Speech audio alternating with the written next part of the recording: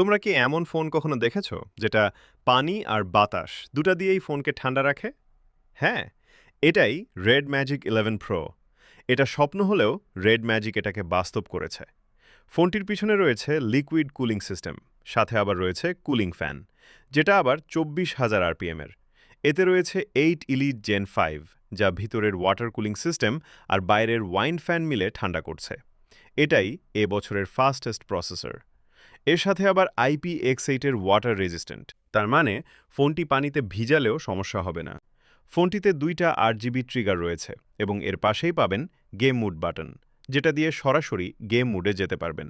এ সময়ে এসেও ফোনটিতে 3.5mm হেডফোন জ্যাক পেয়ে যাবেন।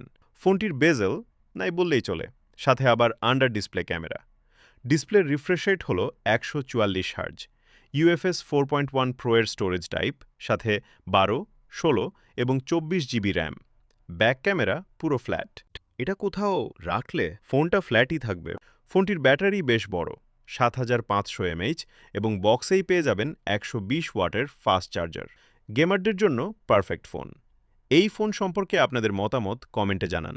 আর ভিডিওটি ভালো লাগলে একটি লাইক আর চ্যানেলটি সাবস্ক্রাইব করে রাখবেন।